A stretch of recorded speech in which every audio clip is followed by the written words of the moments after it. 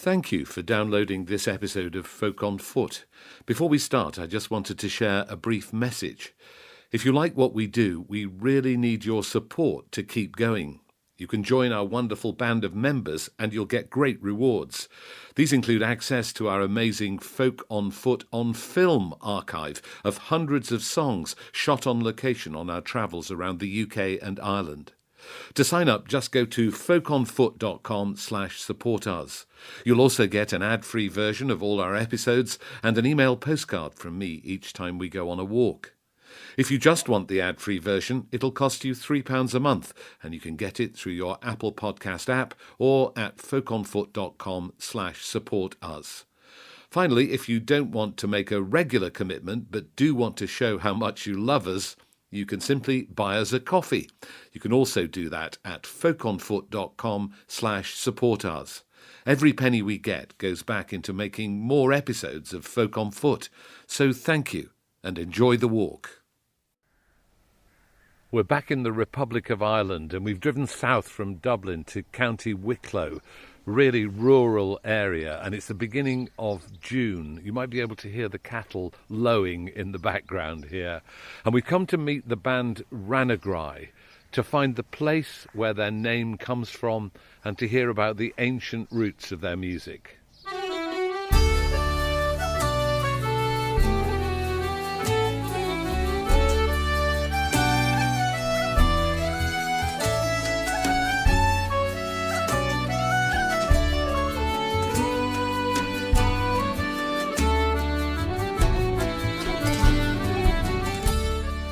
So we're in the farmyard now with Ranagri, with Eliza Marshall, Dónal Rogers, Eleanor Dunstan and Jordan Murray. And we know Don and we know Eliza because they were with us on the Freedom to Roam walk. But it's lovely to see you, Ellie, and it's lovely to see you, Jordan. Thank you very much for joining us. Tell us exactly where we are, Don. Well, we're in Ranagri. It's on the border of County Carlow and County Wicklow, so we'll be actually walking in Carlow and Wicklow. And this is your family farm, isn't it? It is, since 1658. My goodness, you've been here that long? Well, yeah, I'm looking good. So generation after generation of your family have farmed here? Yeah, generation after generation. And normally the eldest son would take it over. There'd be big families of 10 kids, 11 kids, more. And, of course, they'd all have to travel because you couldn't all stay. So one of the reasons we're here for this walk, hopefully, and some of the project we're doing is exploring what happened to people, why they went away, and exploring the place that everybody's from as well. So your family went away, and you were actually born in the UK, weren't you? Yeah, absolutely, yeah. And so Ma came in her 20s to England, but then she soon came back. And she's here too, isn't she? Your mum, Lena. Yeah, she is. She's kind of the last one now here on the land, and my brother's here. So it was a brief stint in England, and then they came back. And she has great memories from the past, I think, of this place. So many, yeah. And they all pop out every now and then. There's a lovely story about the travellers, the Knights of the Road.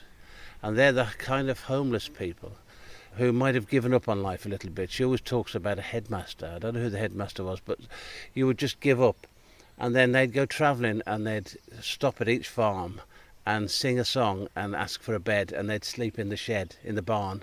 So maybe 100 years ago, and then up to when she was little, somebody would pass and say, if I sing you a song, would you give me a little bit of food and give me a bed for the night? And they would, and they'd sleep in the barn. That's fantastic. You didn't ask me to sleep in the barn last night. No, I didn't. We didn't sing a song. I'm hoping you might sing a few songs on the walk. Oh, well, should we do it and see if we can earn some supper? Yeah, where are we going to first? First of all, we go down to a tributary of the Derreen, which is a little river, and we might stop there first. And we thought we'd write a little tune and play it for you. Wonderful. Let's get going. So tell us a bit more about the farm, Don, and what kind of farming goes on here. Well, in the past, it's been everything. We used to grow barley, oats. When we were little and we were here, we grew everything to live. So we're about to pass through like the carrot field, and where we'd pick the carrots, the cabbages, the potatoes. It was our job to go and fetch them because we were little. The well would be down in the second field. That's where we'd get water from because there was no pumps or anything like that. So did you have to carry it up in buckets? In buckets, yeah. We'll go this way, I think. Through the gate. There you go. So there was a pump which wasn't as nice tasting as the well, and the pump was up the road. We'd take the horse and we'd fill a barrel, and that would be our washing water. And that would be our drinking water from the well. So there was no inside bathroom? Nothing. Right. So, where was the loo? Your imagination is going to have to handle really? that. No facilities? Well, not for hundreds of years, probably until the 1970s, 80s. And then somebody decided to make a loo on site, as it were. But that was an outside loo, outside the building? Yeah, and that was then outside, yeah. Lena, it's lovely of you to have us here at the farm. Thank you. It's nice to have you. Oh, it's wonderful. a pleasure. I want to know, how long have you been here? Were you born Well, here? I was born here. There was 10 of us, 10 children. And what was the house like in those days? A house like that was like a crofter's house. It was absolutely terrible, if you like. But we didn't mind that. We were used to it because everybody had the same. So how many rooms did you have thatched. here? Thatched, was it? Right. It was thatched, Yeah. yes. And how many rooms did you have?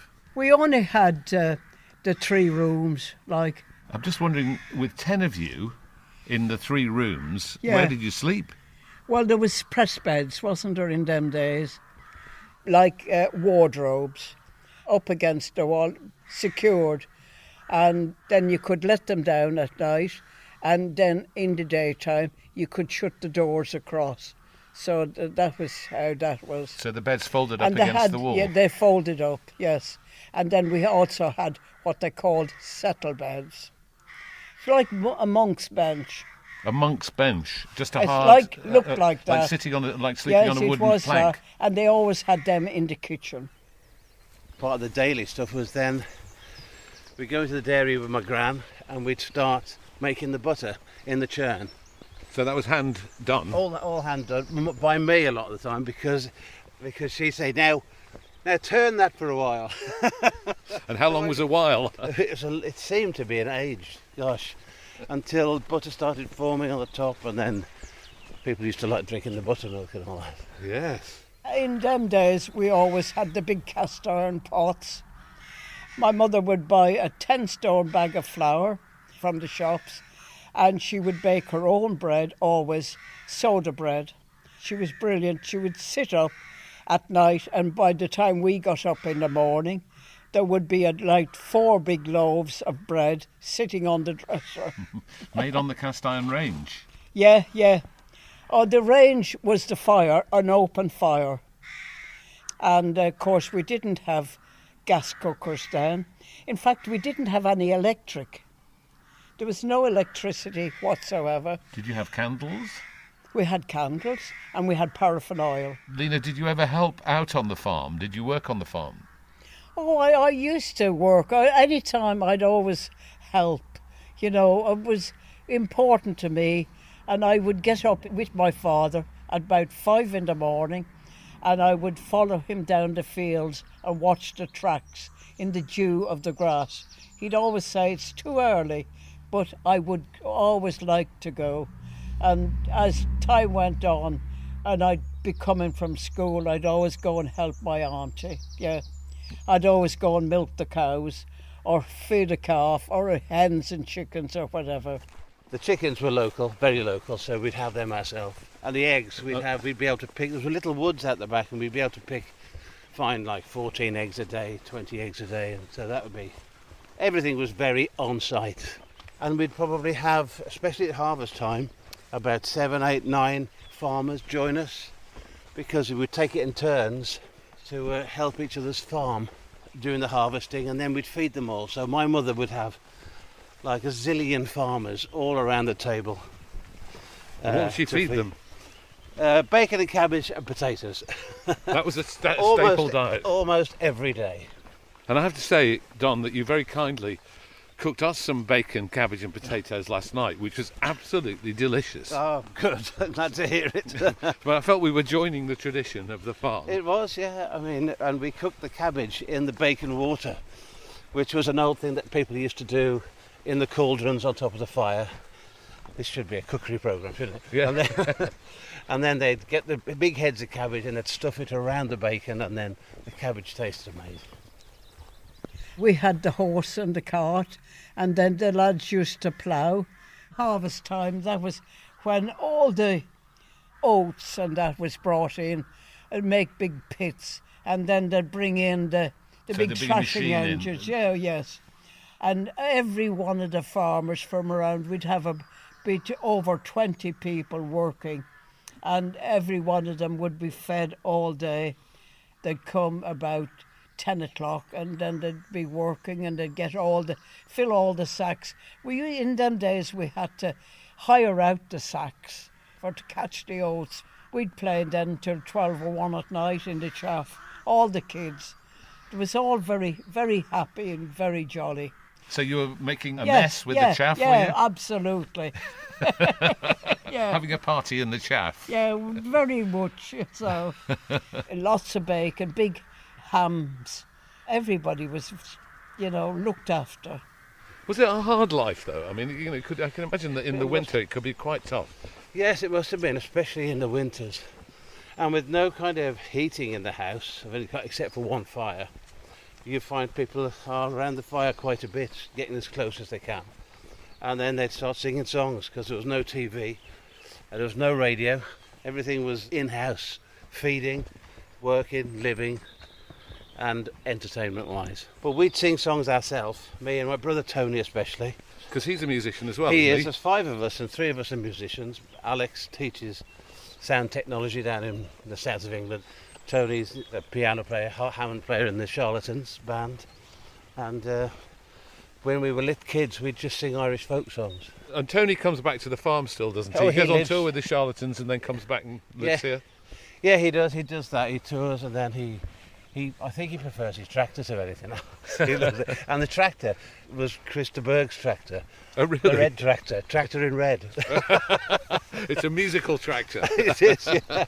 But he lives here in Ireland, and the farm up the road. And so you feel a strong sense of attachment here, presumably? Very much, yeah, very much. It's just knowing where your ancestors are. And because you know that they were here, and you walk and you see the ditches, and somebody will say, that ditch was built by your great-great-great-great-granddad with massive stones, and you start wondering about their life and how they had it. And when you go to the graveyard in Knocklanana, I can see so many of my relatives. So you feel a sense of belonging then. So when Ma was a kid, she would come down to the river on a daily basis. Oh yes, we used to always go down there and paddle in the river, catch trout. And my brothers would catch the trout and all the minnows, and we'd catch them and put them in jars and all the rest of it. And we'd sometimes come back from school and come back up the river. We'd walk up the river sometimes from school. There was so many routes with the Deering. Eyes that never sleep, tears that never cry, words that never keep.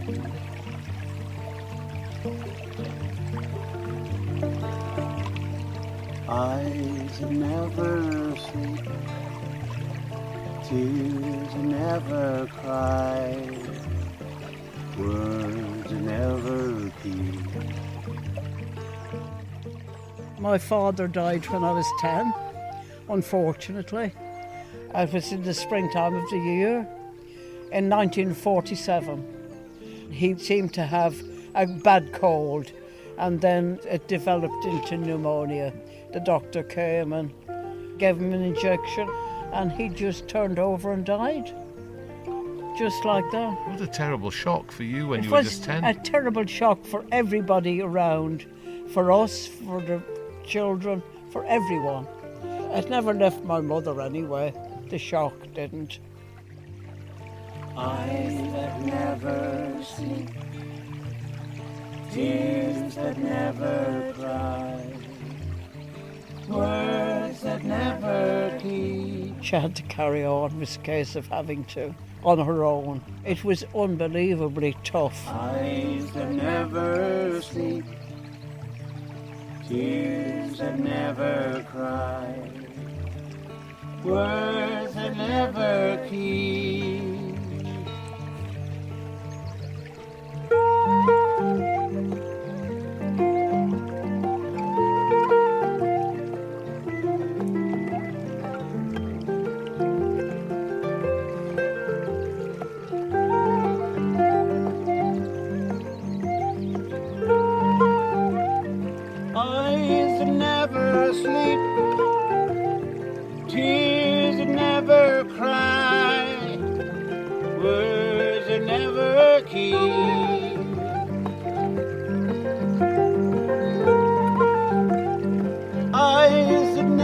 asleep.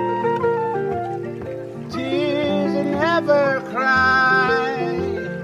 Words that never keep.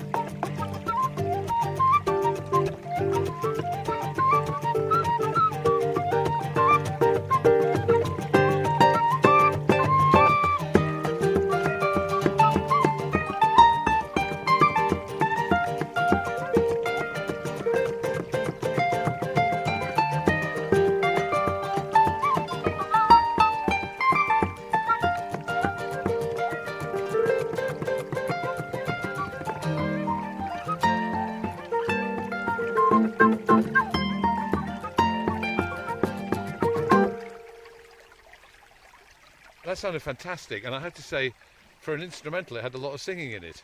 It did. We use the term loosely. Yeah, the voice is an instrument as well. Yeah. and is there some controversy about how you, or controversy about how you pronounce the river? Well, the whole thing is interesting in a way. It's to do with, I suppose, language. So it's spelt, you see on a map, it's the Derreen, D-E-R-R-E-E-N. So we'd say the Derreen. Anybody local calls it the Derreen. So, but then I think, oh, you're pronouncing it wrong. And then I realised, of course, a lot of things were anglicised. So Ranagri has been anglicised as Rathnagru, which is fort of the hare in Gaelic. A Ra and a Guria being a hare. And over time, the locals would say Ranagri.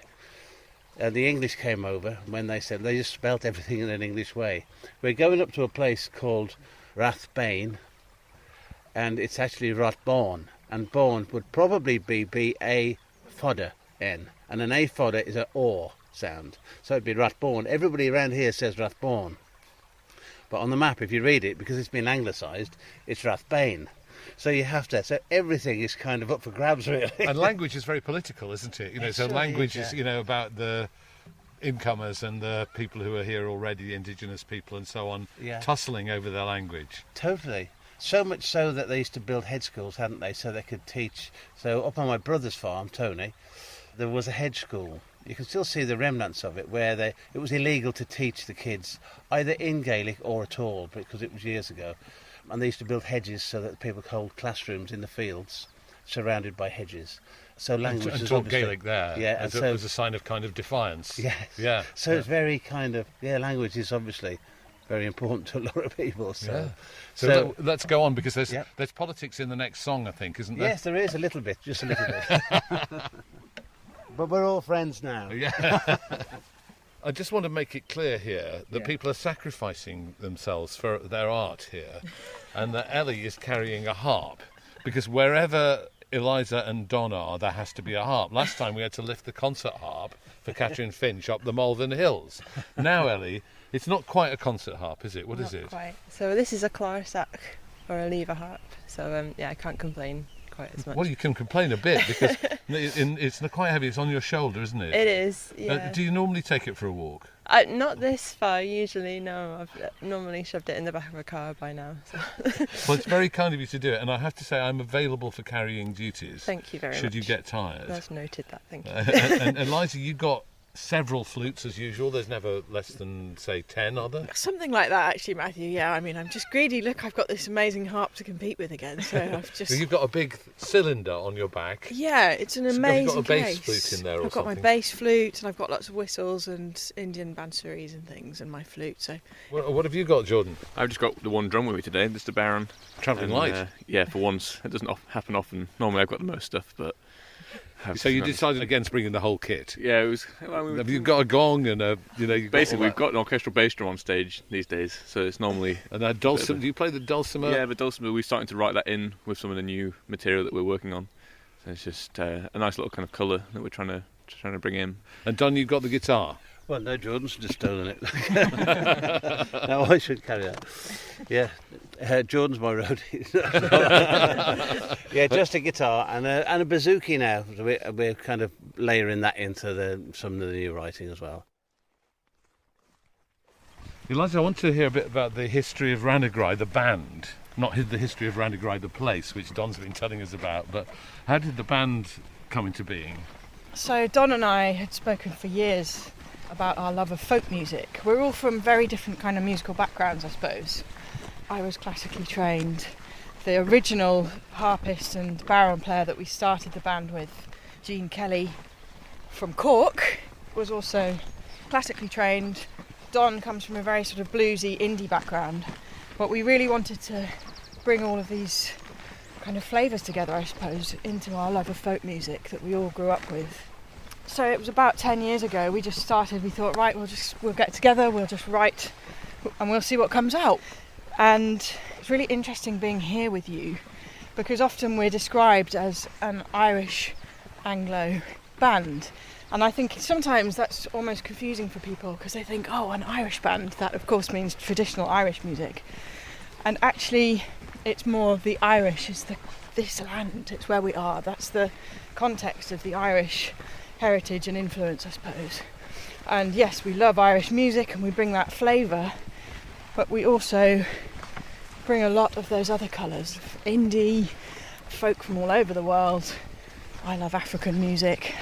Ellie, our harpist, Eleanor Dunstan, is up in Scotland and she loves Scottish music, so it's like a melting pot, I suppose. And also the instrumentation's really interesting, isn't it? To have the flutes, the harp, the guitar, the percussion.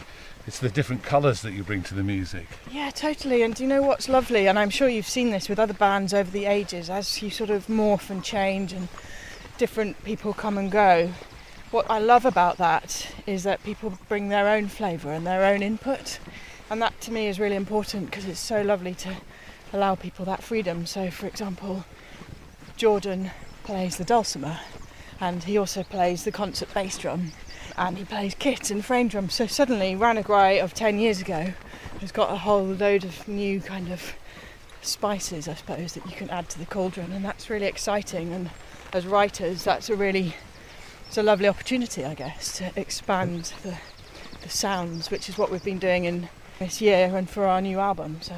And the new album's sort of inspired by this place? Yeah, I think some of the stories that we have heard over the years from both Don and his mum and the family are very special, you know, and they're important to sort of hold within the writing. And we're keen to capture the idea of homeland, the necessity and the beauty of where we're born, but also what we can bring when we leave our homelands and what we can take to places. And what's the role of traditional music as opposed to the new music that you're writing together? Actually, within this album, this is going to be completely original, so we're not actually taking any old traditional melodies. But you've recorded traditional material in the past, haven't you? We certainly have.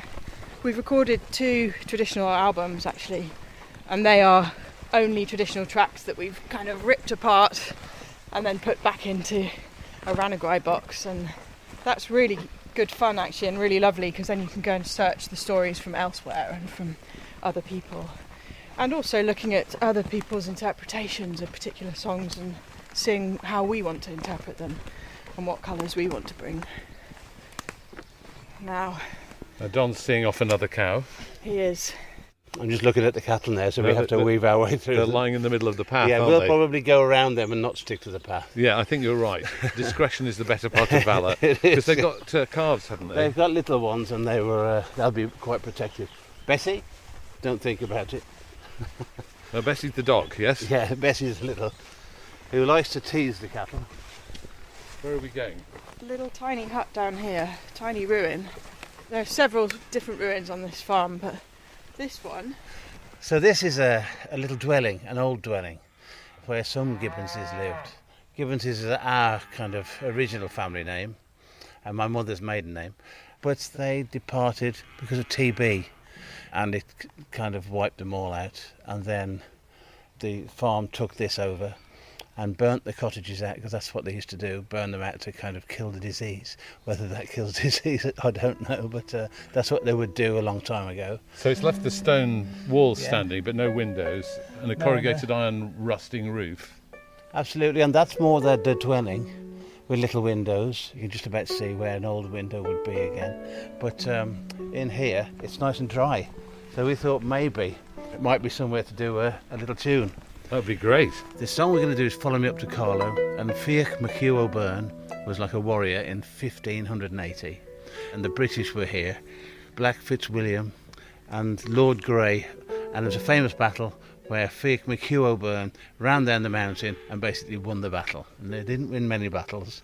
Beat the English. Yeah, for a change.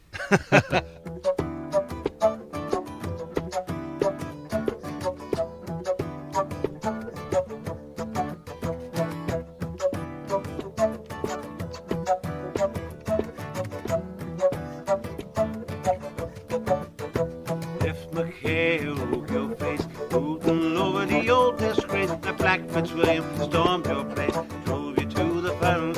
They said victory was sure. Soon the fire and heat secure, till they met at Glenmalure. Fiach McHugh O'Byrne, curse and swear, Lord Kildare. Fiach will do what Fiach will dare. Now Fitzwilliam, have a care. Falling is your star, up with halberd, out with sword. None will go for by the Lord. Fiach McHugh was given the word.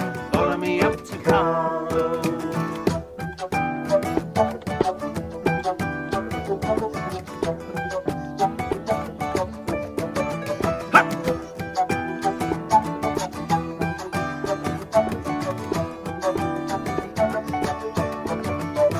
See the swords of Glenamel flashing over the English pale. See all the children of the gale beneath O'Byrne's banner, rooster of a fighting star. Would you let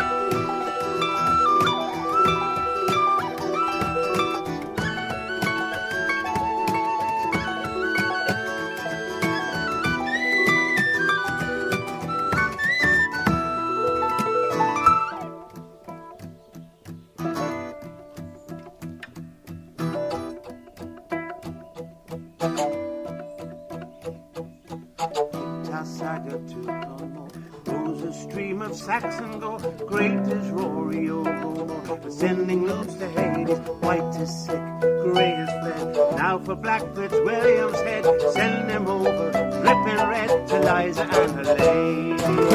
Girls who swear, Lord Kildare, it will do what it will then. Now Fitzwilliam, have a care, falling is his scarlet, up with halberd, out with sword, on will go for by the Lord. Beatley Hugh has given the word, follow me up to Carlow, follow me up to Carlow.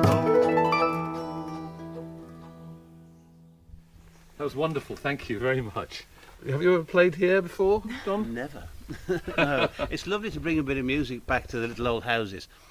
I imagine that some of those houses must have had the dancing, and because there was no televisions or radio or anything like that, so it's self-entertainment again, and you'd have had people learning Irish dancing perhaps and singing songs, playing the fiddle.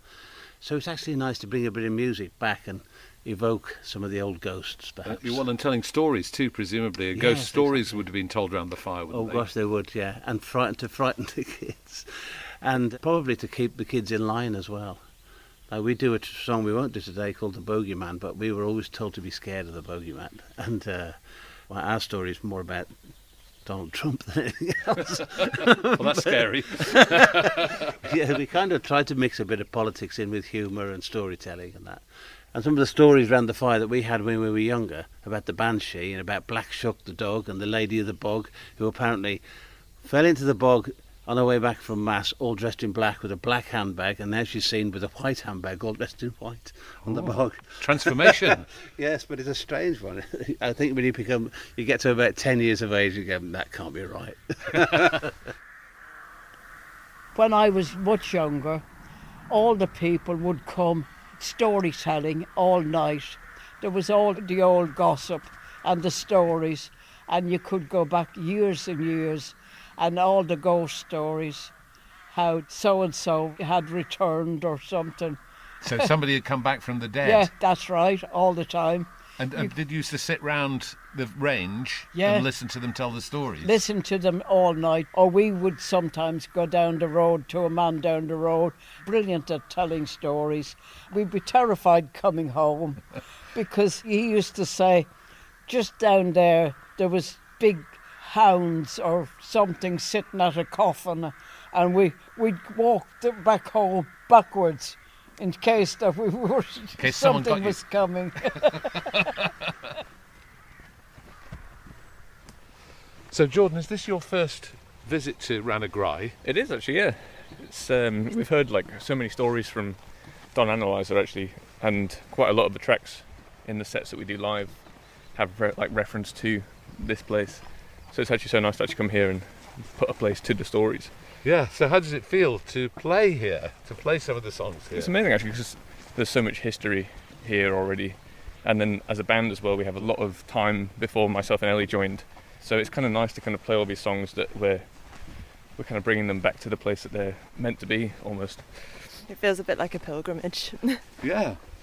Do you ever wish you'd taken up the tin whistle, Ellie? Don't start. I think Eliza has enough instruments that we basically it's not even relevant anymore. So let me just get through this huge pat of mud. So Ellie, what drew you to the harp in the first place? I think I just wanted to make my parents' life a misery, really. So did they have to take you everywhere? They did, yeah. I was very lucky. They were very supportive. Both of my parents are musicians. What do they play? So they're both jazz musicians, so they both play woodwind. But I was offered harp lessons. I was very lucky. A scheme set up by Luke Daniels, who is a melodeon player, and he was getting Irish trad music into primary schools around Berkshire. So that was my introduction into traditional music. So the harp was available to you in school in Berkshire, was it? Yeah, through the Girl Music Trust. I was offered free lessons for a year, so otherwise I would never have touched the harp. Really. That's an amazing thing. And what sort of harp do you learn on when you were first starting out? It was a very small 22-string lap harp, so I could just about kind of have it on my shoulder, and it was on a chair in front of me, so it was the right height. And then you progressed to larger and larger instruments, do you? Yeah, so the one that I'm playing now is about as big as lever harps get. They've got 34 strings. And tell us about the particular instrument that you're carrying so strongly down this path. A bit wobbly actually. This harp it's a starfish harp, so it's built up in Glencoe in Scotland by Dave and Davy. They have a workshop up there. They used to be boat builders, and Davy's married to a harpist, so he built a harp, and that was how that happened. But that's a very romantic story. It is isn't quite, it? isn't it? I quite like telling that story. And is traditional music part of your heritage? Is that what you have grown up playing? It's how I started learning the harp. I was trained classically before that, so I grew up playing piano, classical piano, and then started learning the harp by ear. And then I studied traditional music in Scotland, so that's kind of the world that I live in now. Yeah. What about you, Jordan? What was your route into percussion? Similar to Ellie, I kind of started with piano, and then my first study was actually organ for about 6 years. So I was an organist, and then percussion kind of was very much a kind of second or third instrument. And then I went out to America for a year to kind of pursue percussion a little bit more deeply, and then came back and kind of took it on kind of more as my principal instrument. So the organ is the least portable instrument that you yeah. can find. Yeah. Where did you play? What were you associated with a church or? The school I studied at, they had an organ in the hall basically, so I stood on that, and then I did some stuff at Bradford Cathedral, and then I did quite a few courses around the country, so going to like York Minster and Peterborough Cathedral and things like that. I've always felt that if you were a power-hungry person, then sitting up in the organ loft at York Minster must be quite a feeling. It's amazing. It's because you got all these different keyboards basically and all the pedals, and you pull all the stops out, and you're playing a building. It feels amazing to do it really. So what about the percussion? What drew you to percussion? I joined a scout band when I was fairly young, and then went into the kind of drum corps circuit, which is very much an American discipline, and then that's what I went out to the States to do. So what is that, marching bands? Essentially, yeah. So basically, were you wearing a uniform? Yeah. So we met on weekends, and we basically just would learn this show, repetition until it's perfect. It was competitive. Oh right, so you go in. It's like Strictly Come Dancing or something. There are judges, and they're giving you marks, exactly. and you're marching against other bands. Yes, exactly. Yeah. And so you're no stranger to walking around carrying your instrument. Oh no, not at all. It seems to follow me around somehow. So what were you carrying in the marching band? So I did a lot of the time. I did the tune percussion, which was stationary at the front of the ensemble, but then I did a little bit of marching tenors, which is a group of 6 drums on a harness. You have to march around, and it's all the formations that you create with all the other members of the band, and it's quite intricate and exhausting. Yeah, actually, and then you've got to fun. march in time, presumably, at Yes, the same time. Yeah. Which sometimes was harder to do when you think, actually, but you try and concentrate all these things at the same time. And if you're syncopated in the rhythm of the drums, presumably it's tricky to keep your feet not syncopated. Exactly. And also there's a massive thing about distance, because you're on a football field. So sometimes you're so far away from the brass or the tune percussion at the front that you have to anticipate the beat by almost half or a full beat sometimes, just to try and get the sound to line up at the front. Did you win? Yeah, we won quite a few European championships, and then when I went out to the States, the group out there, we won the World Championships with them actually. So it was great, like kind of line into percussion. They're really like sticklers for getting technique, everything like nailed and perfect. So was there a lot of practice? Oh yeah, it'd be 12 hours Saturday, Sunday, every weekend, and just non-stop. Yeah, all the way through. You break for lunch, break for dinner. Lose the skin on your fingers and things like Calluses, that. Yeah, I had like huge lumps on the side of my fingers from playing like 4-mallet marimba stuff. They took years to actually go down because when I got to London, I went to Guildhall to study. It was so much less intense. It felt a lot easier on the hands. So I'm thinking about that movie, the jazz movie where the drummer but what's it Whiplash. called? Whiplash. Yes. Was it like that? Where it's kind of beat you into submission and keep going and keep going and keep going. Yeah, very much so. It was good there. It's like I think everybody there was really invested in the end goal, and it was like a really nice kind of team unit sort of thing.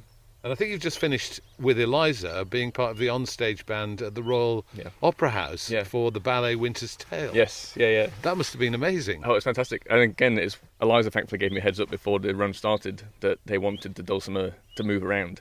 And obviously, a dulcimer's not really a moving instrument, so I had to kind of craft this whole harness that I could move around with it on.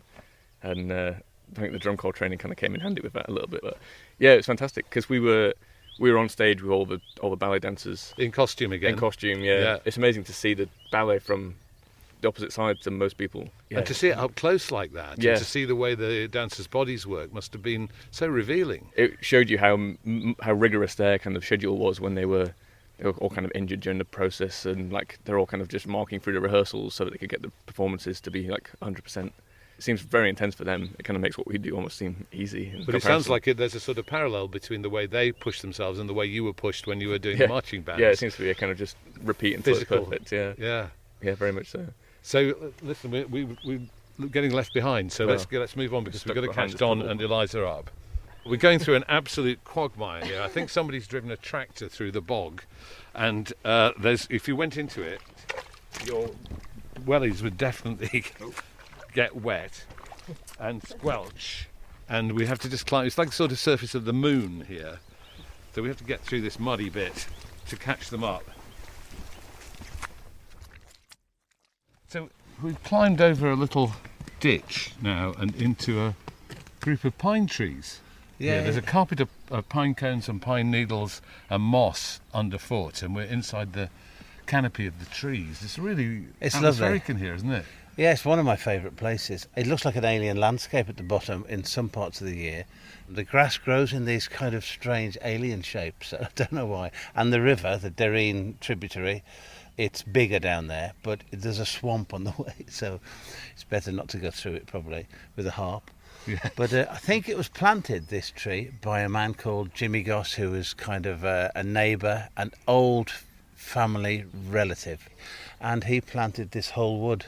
And gosh, we met Jimmy when we were kids, obviously, and we saw him every day of his life almost. Did he live next door? He lived next door, yeah. And when I told my ma that I loved this bit of the woods, she said Jimmy Goss planted those trees. So I like it even more because I love Jimmy. So. And is he with us still? He's not with us anymore, no. He about 7 years ago, I think he died. And he was an amazing character and well known in the whole area. Everybody knew Jimmy Goss. Kind of an enigmatic, what would you say, Eliza? As a character, Eliza's met Jimmy as well. So he was Eccentric? kind of very eccentric. Yeah, he was very eccentric. He was very welcoming when I first came here, actually 15 years ago. And I brought all my pipes and I'd sit outside and I'd play lots of different tunes. And he was always really grateful for that, wasn't he? He really enjoyed the music we'd bring with us. And I think, eccentric is a good word. He did things slightly differently and he was slightly unusual, but he was really, really welcoming and we all loved him, didn't we? We definitely did, yeah. He gave you, I think, Boule Vogue in a songbook to play, and you played him Boule Vogue, which is an old kind of rebel song, really. But it's a beautiful old song. Yeah, he appreciated that, didn't he? He loved that. Yeah. Did he used to come in and out of your house as if he lived there? Daily. Oh, yeah, he did. Exactly like he lived there. He'd keep his own food in our fridge. And then he'd walk in and he'd get his butter out and he'd spread his bread. He'd come in and he'd say, "Lovely day." It was actually, it was one of the things I loved most when I first came here, because you really got that amazing sense of community that you get the neighbours coming in and you don't know who belongs where, and the tea is always on the boil, and there's something very homely and very community oriented about that, and I really loved that. This is an amazing legacy, though, isn't it? It is, actually, yeah. To leave this behind when you go for subsequent generations to enjoy and to experience is a wonderful way to be remembered. Yes, it is, yeah. And maybe it'd be nice to play a song here, in fact, play a tune. That would be wonderful, yeah. And I think Eliza said the hare was going to feature. Well, that would be a good one, because the hare always trying to hide from the dogs. And as you can see, Bessie today, who's been travelling with us, Miss Bessie, that's her full name, the little collie, she's always on the lookout, and sometimes she'll catch the glimpse of a hare or a rabbit, and she's off on the chase. So the tune that we're going to play emulates that, really. It's about that chase.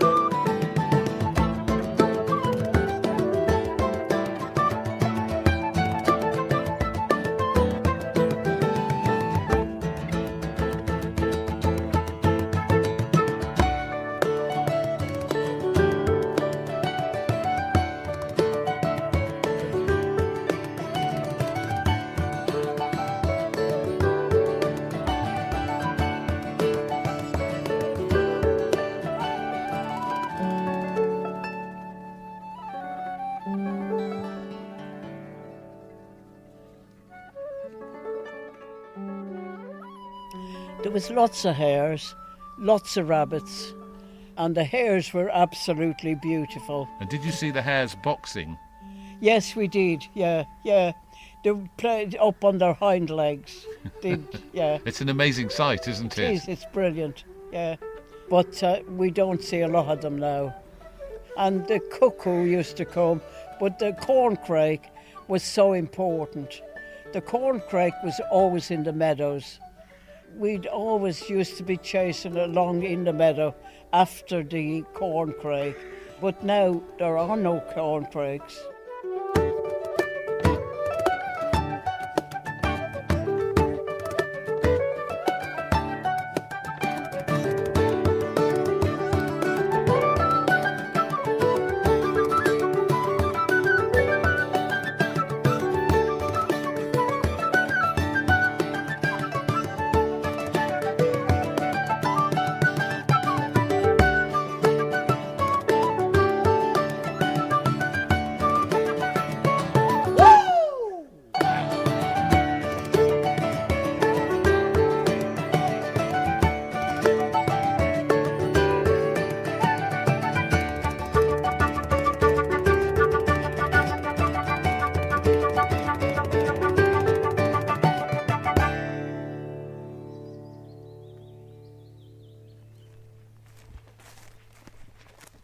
Have you noticed things changing, Don, round here? Have you noticed, as we hear so much about the loss of species and the loss of wildlife, have you don't noticed see as changes? many hare as you would when I was younger, when I was little. You don't see as many at all. I don't see, this lane's changed. This lane was famous. I always thought it was haunted. On the right-hand side there was a bank, and it used to have like burrows in it. And I was always told that the rats were going to come and jump at my neck. Oh. So I don't know what they told me that. So I was always so scared to come up this lane. Were there rabbits burrowing in there? Probably. Yeah. But they wouldn't tell you that. And how has it felt today to have Ranagri the band at Ranagri the place? It's fabulous. It's given me the opportunity to play some music, which I probably wouldn't have done, like just up there by the old ruins, and bringing some music back to places where there must have been music a long time ago. So it's just lovely to do that, because you're always walking around here but not playing. And I've talked to some musicians who say when a song is inspired by a place, they conjure that place in their minds when they're on stage. Yeah. Is that something that you do? Absolutely, yes. I do, totally. And some of the songs that we're writing for the new album that we're doing are quite emotional. And when you write them and you start singing them, you can quite well up quite a lot, because you kind of know what your story is and you get right to the heart of it, and you hope that you've written it so that everybody else can get that as well, but you definitely have it in you, and so that's quite emotional at times. And wherever you play, presumably Ranagri the place is with you. Oh, totally, it is, yeah. It's such a special place to me. And one of the ways to hold on to it when I'm not here is through the music, really.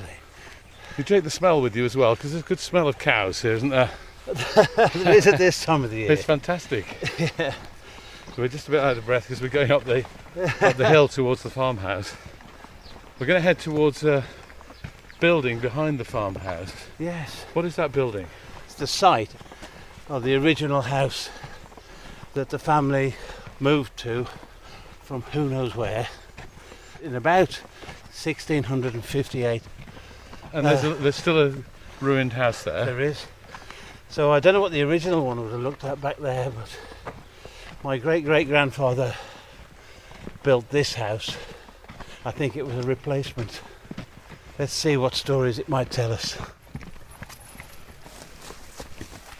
Underneath an ivy-covered wall to a rather overgrown yard at the back of the farmhouse. So it's a stone-built building, but there's absolutely no roof. You can see the gable end at one end. It's quite a small building, and then the bright green corrugated iron door is hanging off its hinges a bit, isn't it? That was a lovely door at one point. What are you going to sing for us in there?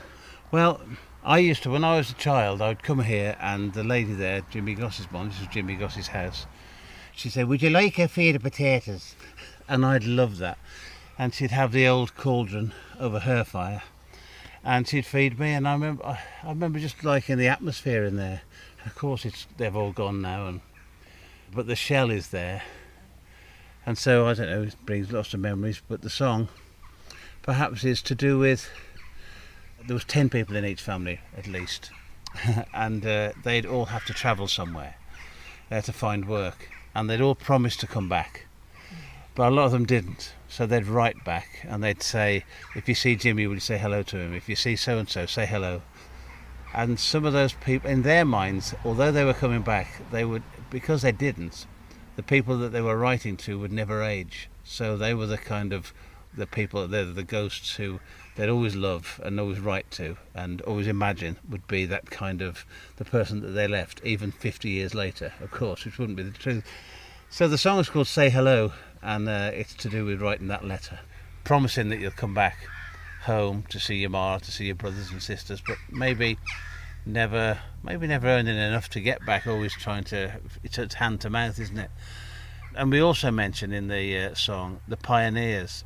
And the pioneers were people who took the pledge. My grandfather took the pledge.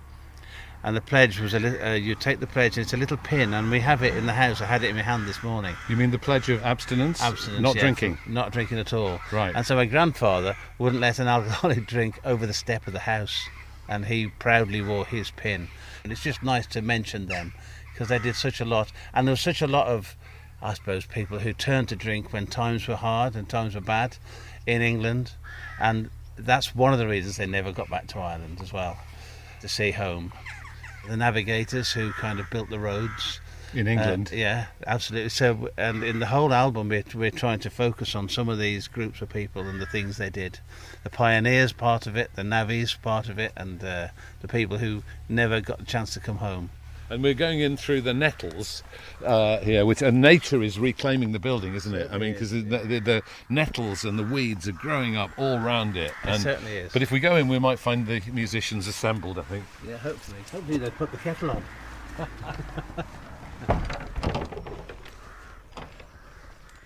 Oh, there's a remarkable old cooker here. Is that a cooker? It's some kind of a range, yeah. Yeah, It's a there is very old just range. rusting away in the middle of the floor here inside the building. I mean, you've got old tools like there's a good grass cutting scythe here, which probably belongs in a museum. Yeah, it's certainly seen a bit of action, that, hasn't it? It certainly has. So what a great setting for this song. Yes, and they would have sat there. There's a little window there. That's called a wainscot, and the door would have been that side originally, and it's been bricked up. And people would come in, walk around the wainscot, and sit around the fire here. Jordan's in the fire at the moment, so be careful now. Don't burn yourself.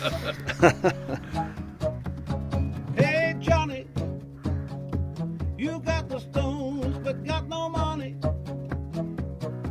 You got holes in your pockets. You've got nothing but levers on your rocket. Oh hey Eddie, you've got the nerve. You've got to stay steady. You've got love by command. You've got nothing, so keep it in your pocket. Won't you say hello to the ones I know?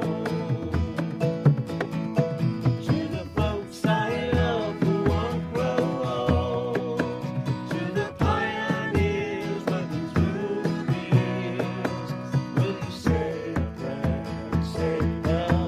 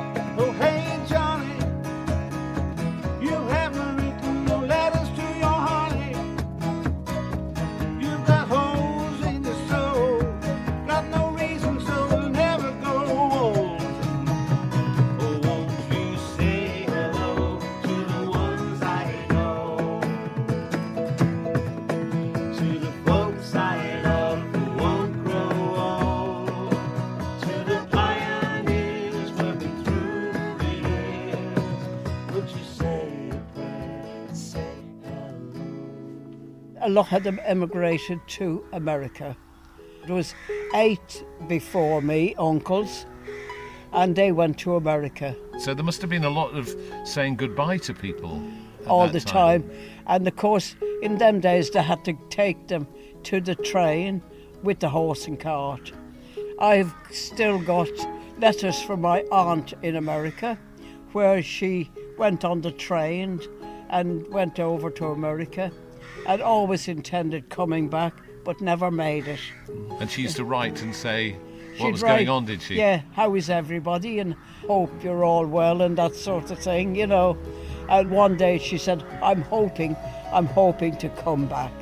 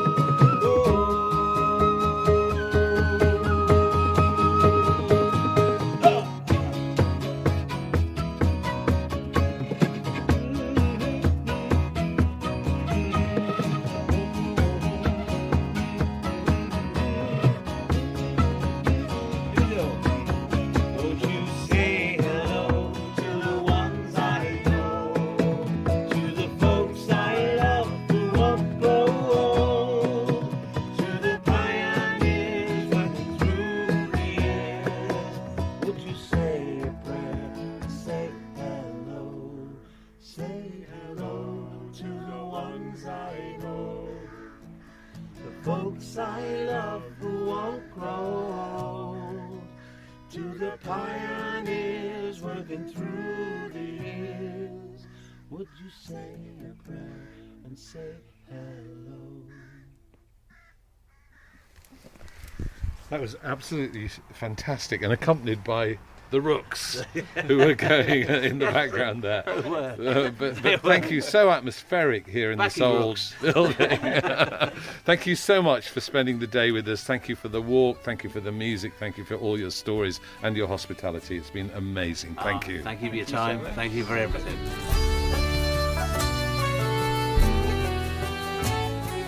We really hope you enjoyed this episode of Folk on Foot as much as we enjoyed making it. There are over 60 episodes of Folk on Foot for you to explore, featuring amazing artists like Eliza Carthy, Johnny Flynn, The Unthanks, Corrine Polwood, Chris Drever, Sandra Kerr, Catherine Tickell and many, many more. So please do explore our back catalogue. And if you like what we do, we really need your support to keep going. You can become a member and get great rewards, or you can simply buy us a coffee. To do either, and to sign up for our ad-free version, just go to folkonfoot.com/support us. Every penny we get goes back into making more episodes, so please do support us if you can.